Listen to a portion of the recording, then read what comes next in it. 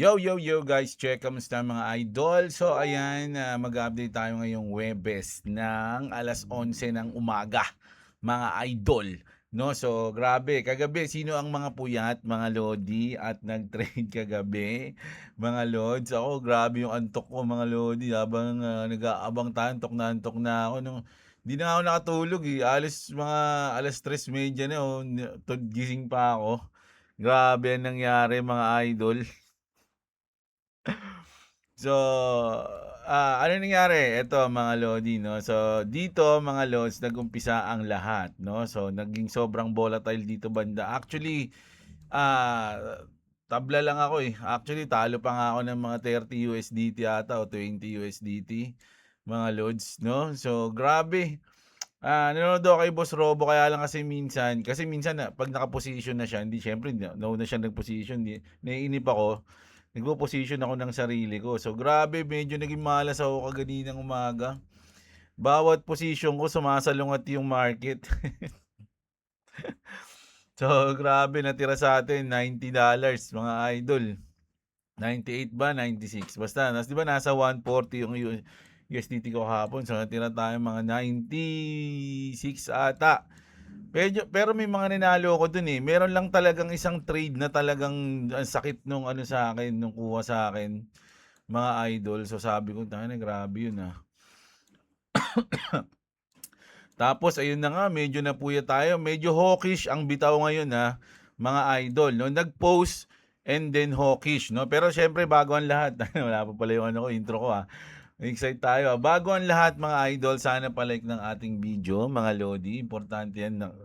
Pag-umpisa pa lang ng video, nila-like na. Napaka-importante, mga idol. At syempre, kung gusto nyo ng ganitong update, everyday news, update sa crypto, trending news, global news, mga idol, subscribe na kayo sa ating channel. So, ayun na, tuloy-tuloy na tayo ngayon, mga lodi. So, ngayon, pumosisyon tayo dito ng short lang, ng konti, mga idol. No, dito banda sa range na to. No, kasi ito yung kita niyo yung ano na to, yung support dito, ay ito yung support noon, di ba? Oh. Tapos naging resistance na siya ngayon, mga idol, no? So dito tayo, no, sa range na yan tayo pumosisyon ng short. Pwede nga rin long eh, kaya lang nainip na ako. Sabi ko, ano ba talaga, mga idol? So ayan, medyo nag-short lang tayo ng konti diyan. Mabilis lang yung trade na yan, mga idol. Once na kumano yan, profit na, kuha na tayo, abang na lang tayo ulit. Tapos, eto na nga, mga lods. Punta na tayo dito, mga lod. Ayan. Kevin Wars delivers first FOMC press conference as Federal Reserve Chair. Good day. Ayun yung umpisa niya. Tandaan niyo mga idol ha, si Jerome Powell, dalawa yung intro nun. Kung malalaman mo na agad kung bearish o bullish sa intro niya pa lang. Di ba? Kapag sinabi ni Jerome Powell na, hello everyone, pag gumanon siya, hindi ko alam, nakalimutan ko na eh. Basta kung hello everyone, good news yun, magiging bullish yun eh. Pero pag sinabi ni Jerome Powell na, good evening everyone, ganon, bearish yun. Bearish yun. So ngayon, dahil first conference to ni Kevin Wars, mga lodi, ang intro niya, good day. No, good day. So ang good day, naging hawkish, so bearish to. Mga idol, naging bearish siya. So abangan natin, once na good day yung sasabihin niya. Bearish na yun, mga lodi. No, hindi natin alam. Malay nyo naman, iba si Kevin Warsh, no? Sabi nga dito mga idol, the Fed just officially paused rate cuts until 2027. Imagine, 'di ba? Wala ka nang aasahang rate cuts hanggang 2027. So syempre bearish 'yun. Inflation is heating up and the new Fed chair Kevin Warsh is now preparing markets for interest rate hikes, no? Hindi lang nakapost, baka mag-rate hike pa. Yun yung sabi rito. This is not looking good for the market. Pero marami nagsasabi, marami mga analyst na nagsasabi na anytime pwede siya mag-rate cut sa mga meeting, mga idol. So, siguro ngayon lang yan. Pero once na may mga masabing good news o may mangyaring good news sa market, pwede siya mag-decide na, maganda na to, mag-rate cut na tayo. Pwedeng ganun, mga idol, no? Pero ito muna sa ngayon. Pero at dahil dyan, ubus. Mga idol, no? Insane crash. $700 billion has been wiped out from US stock in the last 10 minutes following the Fed's FOMC announcement. So, nung nag-post nag-hawkish pa. Grabe, imagine yung sobrang bearish ng market ngayon, mga lods. Alam niyo kung bakit? Kasi Japan nag-rate hike, no? At na at sa history talagang bumabagsak ang market ng US kapag nag-rate hike ang Japan. Pero napipigilan lang 'yon dahil nagre-rate cut ang US. Pero ngayon hindi nag-rate cut ang US. Nag-post lang siya tapos naging hawkish pa.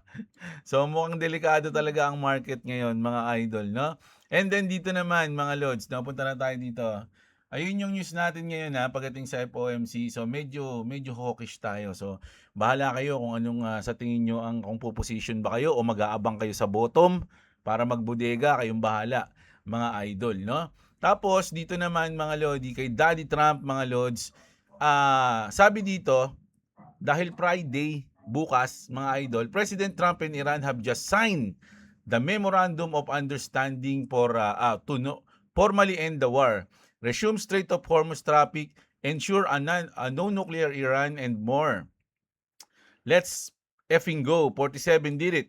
Iran now has to carry out the entire deal or they face more bombs plus no investment from the Gulf countries or US sanction relief. So kailangan tupadin daw yun ng Iran. Sabi nila na pirmahan na daw kaya no, kasi naglabas ng video yung White House, no? The White House has released video of President Trump signing the Iran MOU at the Palace of Versailles. Secretary Mark Rubio, ano pang ito? Rubio ba yan? Si Marco Rubio, Emmanuel Macron, and the rest of the room clap as President Trump signed on the dotted line. Way to go, 47, now back to domestic policy. So ayan na, mga lods. So pinirmahan niya na yung peace deal o yung Memorandum of Understanding ng US versus Iran. So kaya ito lang yung parang magandang news natin ngayon, pero sa tingin ko, di ko alam kung makaka-apekto siya sa market o kung ano yung mangyayari, mga idol, no? So kasi ngayon, parang wala naman siyang apekto. Ang XRP ngayon nasa 1.18, ang BTC naman nasa 64, mga idol, no? So tandaan niyo yung BTC nag-67 na yan kahapon o nung isang araw ba? Nag-67 to. Oh, ayan dito banda. Basta alam ko nag-67 to. Oh. Ayan, hindi yan. Dito ayan 67, di ba? 30 minutes. Ayan 67 dito. So ngayon bumaba ulit, mga idol. So hintayin natin kung ano ang magiging resulta ng peace deal na yan sa market natin, mga idol. Sana maging positive, no? Para medyo maging goods ang mga crypto guys natin. Pero syempre bilang trader, inaasahan na natin yan at nagsusurvive tayo sa ganyang volatility. Okay? Update, bipartisan leaders just dropped the update 21 Century Road to House Act text today, no, confirms that a massive win with Fed CBDC post rate through December 31. Kumbaga na-post yung yung CBDC hanggang 2030. Good 'yun sa crypto, sa Bitcoin. No, pairing up perfectly with the Clarity Act momentum. Senate banking already passed it and it's sitting on the calendar with fresh flies in happening right now. Real regulatory clarity for digital asset is finally moving. Bitcoin and XRP are set up nicely. Si ano nag-post nito Eleanor Tereta, mga lods hindi to basta-basta lang, no? So bonus win in bill, crackdown on the big institutional investors buying up single family homes. Ayan, so kumbaga positive to, mga idol, no? Alam niyo yung CBDC, alam niyo na to, di ba? Ito yung parang sa bangko to, mga lods, parang matatrack kayo diyan, parang ganun. So ayaw nila yan at ganun na nga ang nangyari. Pinost yan hanggang December 31, 2030. 'Di ba? Now, speaking of Clarity Act, si Senator Bill Hagerty says Clarity Act could be signed in July. No? So ilang linggo na lang. Mga idol, July na. We need to get this done, sabi niya. It's important to get it done. It's critical to maintain America's innovation edge. Do you believe clarity is signed by Trump this summer? Ako, mga lods, na medyo naniniwala ako sa July 4. No, medyo lang naman, mga idol, no? Pero sabi nga may chance ng July 4 pero mas malaki yung chance ng August. Pero sabi nila mas maganda raw kung July 4 kasi yung July 4 naka-setup na yun, mga lods sa mga susunod pang ibang plano. So kailangan July 4. no? Ayan, sabi nga dito, Clarity Act delayed until after July 4. Oh, may question mark. Pero sabi dito ni Bill Haggerty, Clarity Act could be signed in July. Okay? So, ayan medyo iba-iba ang ano ang iba-iba ang ano nila diyan tingin nila. So, ito naman good news din sa Bitcoin. Bhutan is moving Bitcoin again. The Royal Government of Bhutan transfers kumbaga kumilos, no? Yung government ng Bhutan, nag-transfer sila, nag-transact sila ng Bitcoin approximately $34.5 million to Binance. This transaction originates from the kingdom's sovereign digital asset treasury. Bhutan remains a prime example of a nation-state miner having accumulated substantial Bitcoin reserves by leveraging its vast domestic hydroelectric energy resource to power state-managed data center. So grabe no, Bhutan. No, ganun-ganun lang mga idol, no? Pero Bitcoin ano pala yan, country. No? So, ito naman mga lords, nako. Ito medyo maganda yung ano dito ni ZZ, no? Yung post niya. Sabi niya, countries need to tokenize their stocks, allowing worldwide buyers, no? Yung RWA, no? Yung real world asset. Countries need to issue their own stablecoin to expand their currency usage to blockchain. So, hinihikayat na ni Azizi no na kailangan ng matokenize no lahat mga idol at maski lahat ng bansa kailangan magkaroon sila ng stablecoin para masulit nila yung blockchain. Sabi nga dito ni Vincent mga lodi, stablecoins backed by tokenized asset and securities from a tokenized market to outcompete stablecoin backed by debt causing the big swap. I think I heard that somewhere. At ito kasi, papaliwanag ko sa inyo yung sinabi dito ni Vincent. Usually kasi yung mga stablecoin, mga lodi, backed siya ng dollar na utang. No? Pero ngayon, pag nag-tokenize ka, mga lodi, pwedeng maging yung real world asset mo, yung stablecoin mo, pwede na siya maging back ng mismong tawag dito, backed by tokenized asset na siya. Halimbawa, gold, stocks, bonds, hindi utang. Ayun, nagets niyo ba? Kumbaga pwede siyang maging back ng talagang mapapakinabangan na asset. Hindi siya nakaback ng utang yung stablecoin nyo. So mas maganda 'yon. Parang ang sinasabi dito, nagmo-move na tayo sa stablecoin na back ng utang to stablecoin na back ng asset no ng real world asset no ng gold, stocks, sabihin na nating land, mga ganun. Basta yung mga kumbaga mga talagang solid. Kumbaga hindi utang yung nakaback dun sa stablecoin mo. Kaya nga sinasabi ni CZ na dapat ganun yung gawin ng mga country, no? Magkaroon sila ng stablecoin back ng asset nila, mga idol. So, malaking swap 'yun. 'Di ba? Kumbaga yung stablecoin na back ng utang, biglang mapupunta tayo sa stablecoin na back ng real asset, ng real world asset. So, napakaganda nun mga idol. Yun yung sinasabi ni Vincent diyan. Oh, tas dito na tayo. Ripple ecosystem is now connected to companies with a combined market value of over 1.5 trillion mga idol, no? 1.5 trillion companies, no? Ano-ano 'yun? Pag kinonbine mo, Mastercard, Bank of America, American Express, Santander's, Bank of New York, Standard Chartered, SBI Holdings, and that's only a small part of expanding Ripple ecosystem. So napakaganda lang nun mga lodi na connected na yung Ripple sa mga malalaking bangko na yan, no? Malalaking companies na yan, mga idol, no? At good news yun. Speaking, Ripple Prime, BlackRock, JP Morgan, Goldman Sachs, Nasdaq, and DTCC are now collaborating on the future of tokenized finance, no? Ayan yung mga yan, no? Mga lods, ang tanong, baka naman bayabas ka lang. Totoo ba yan?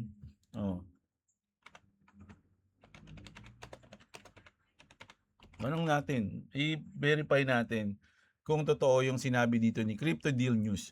Oo, totoo yan. Ang post tungkol sa Ripple Prime na sumali sa DTC Industry Working Group para sa tokenize ay accurate at backed by official source. No? So, ayan na nga. Totoo yan mga idol. At syempre, good news mga lodi, yung company ng XRP o yung mismong ano nila, and talagang suportado na ng mga big companies, pati dito mga idol, no? Imagine BlackRock, JP Morgan, 'di ba? So solid. Mga idol, 'di ba? Kaya ang iniisip ng iba, XRP, eto mga lodi, ito yung interview ng dalawang malupit dito na Evernorth. Sabi dito, XRP is about to flip the entire IPO game retail wins next time. Kasi SpaceX, di ba? Nung nagkaroon ng IPO SpaceX, pumaldo. So ngayon kasi may balak yung Ripple na magkaroon din ng IPO. So, pero hindi ko alam kung ito yun ha. Pa-explain na lang natin. Para maganda. No? Ang post sa X ni Archie ay tungkol sa kanya, kamakailan lang IPO ng SpaceX noong June 12. Ano ang nangyari sa SpaceX? Nagkaroon ng record na 75 billion IPO o yung initial public offering umabot ng halos 2 trillion ang valuation valuation ng kumpanya pagkatapos ng unang araw ng trading. Pero may malaking problema, hindi ito available sa ordinaryong retail investor, mga ordinaryong tao na namumuhunan. Kasi nga, limited lang, di ba? Sabi nung nabalitaan natin na yung BitGet, yung Binance, nag-cancel sila ng something nila, hindi nakabili doon. Pwede lang tayo mag-trade pero hindi tayo pwede makabili. Naalala niyo yun? Tayong insiders o mga nasa loob lang ng kumpanya, venture capitalist, at accredited investors o mga mayamang professional na investor lang ang nakabili ng share sa murang presyo bago ito lumabas sa publiko. Ano ang punto ng post? Inihahambing nito ang tradisyonal na IPO sa XRP Ledger, isang decentralized blockchain na bukas at patas. Ayon sa post, sa XRP Ledger pwede lang i-tokenize ang mga shares o asset kumpanya. Kahit sino, no, kahit ano ka pa, ay makakabili ng maaga, hindi lang ang mayayaman. May build index, no? O yung AMM, Automated Market Maker, at advanced feature tulad ng XLS, 66 lending at collateral sa DeFi. Mas mabilis, mas mura at mas transparent kumpara sa Wall Street IPO. Pangwakas na mensahe, sa halip na hintayin ang mga may-ari sa traditional na IPO, maaaring gamitin ang XRP Ledger para sa decentralized capital formation. Ibig sabihin, mas maraming tao ang makakapag-invest sa malalaking kumpanya tulad ng SpaceX ng maaga at pantay-pantay. Sa madaling sabi, bakit pa kailangan ng lumang IPO system na pabor lang sa mayaman kung pwede nang gamitin ng XRP Ledger para sa tunay na bukas at patas na pagpondo. O, di ba? So, pwede ka nang bumili ng kahit ano doon nang hindi, kumbaga yung iba kasi nauuna eh. So, dito hindi, no? Kumbaga sabay-sabay kayo lahat. Kahit sino pwedeng bumili, kahit ordinary retailer. So, sa XRP Ledger yon mga idol, no? So, dahil doon, parang nagiging bullish yung iba. Kaya nga sabi dito ni Bersan, no? Sobrang bullish niya rito eh. XRP won't climb in a nice steady line. It's going to climb in violent leaps. No, kumbaga hindi daw tatakbo yung XRP nung yung medyo nasa Bitcoin tayo. Yung medyo dahan-dahang uptrend, hindi daw ganoon, mga lods, no? So hindi daw ganoon, hindi siya tatakbo ng ganito, yung dahan-dahang uptrend na ganyan. Hindi daw ganyan, violent daw, ganun boom. Ganun daw, ganun yung sinasabi niya, hindi tayo nagsabi mga idol. Ayun yung sinabi ni Bersan, mga lodi. Isang malupit na talsik o pulandit ng candle. Pumulandit yung candle, mga idol.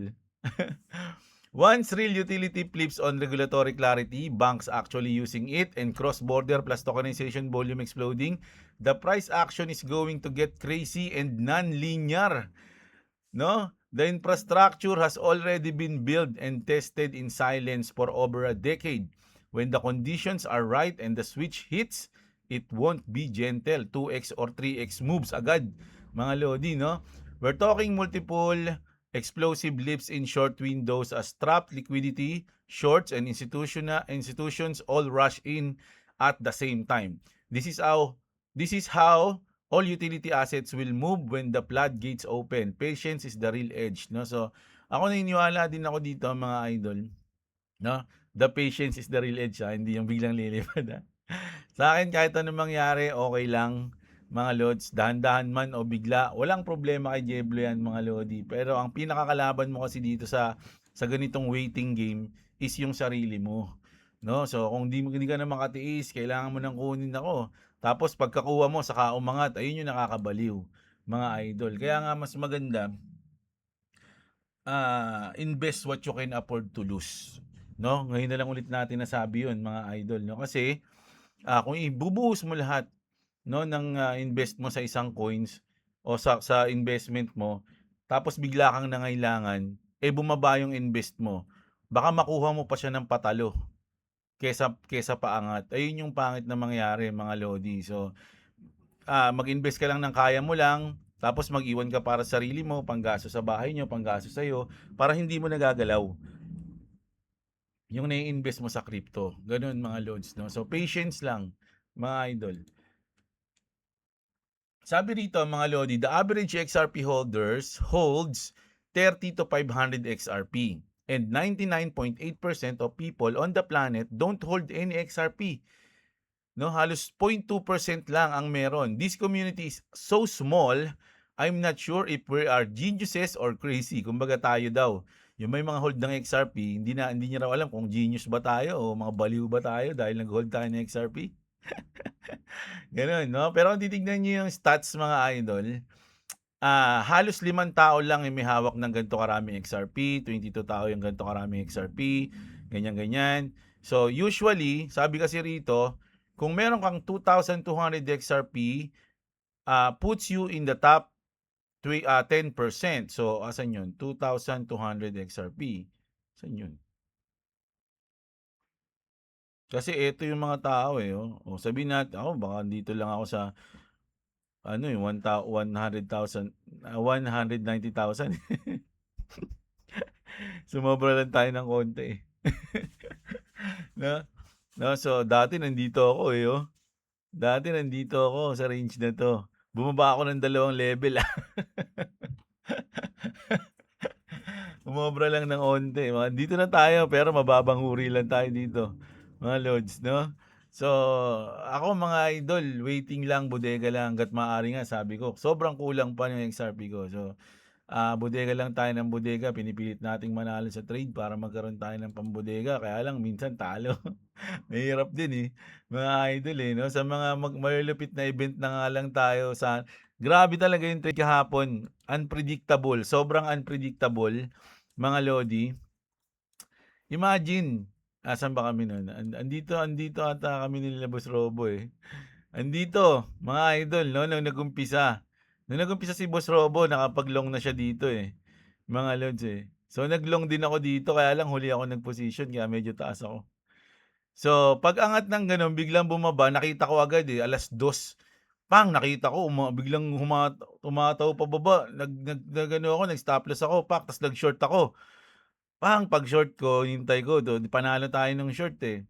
Tapos, pero naglagay ako ng lock profit. So, kung yung panalo ko sana ng mga 40 USDT, naglagay ako ng lock profit ng 20 USDT.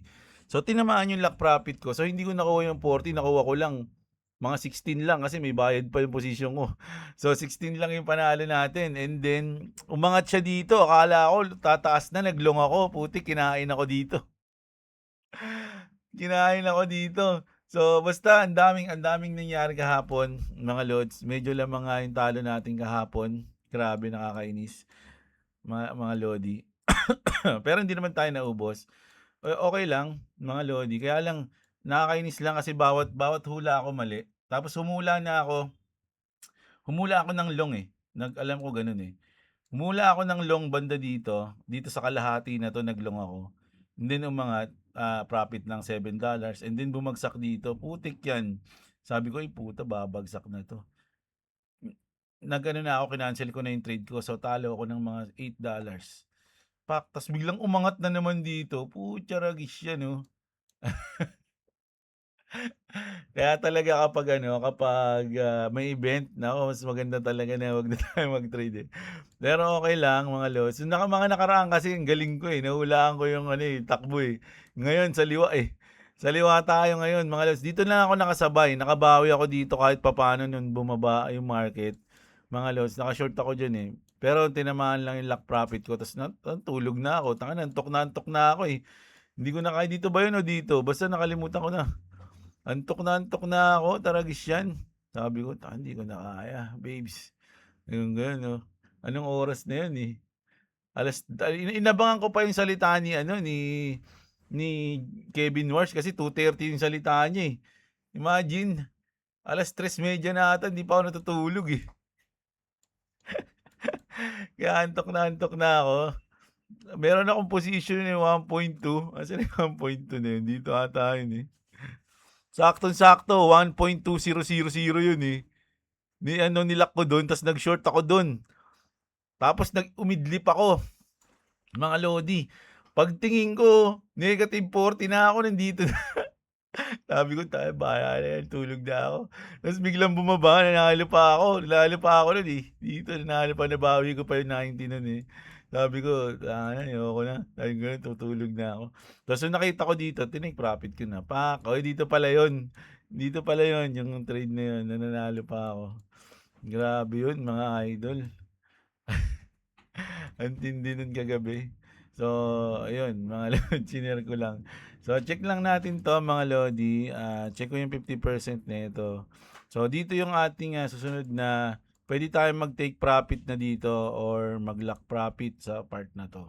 Pag umabot diyan, mga idol, no? So, kasi ngayon panalo tayo $10 lang, eh. So, once na umabot dito, sabihin natin mga $14 o $16, pwede na tayong mag-lock profit diyan. Bababa ko na yung lock profit natin. Okay. So, ganun mga lodi, no? Dito nga pwede na, eh. Kaya lang, yung bayad fees. Ayan. Ayan. Bayad fees. O, ayan, no? Dito sa week na to. O, ayan, bayad fees tayo dyan, mga lodi. Diba? Para hindi na tayo talo. Ganun lang. Kung bababa siya, goods, mga lords, pwede tayong mag-profit.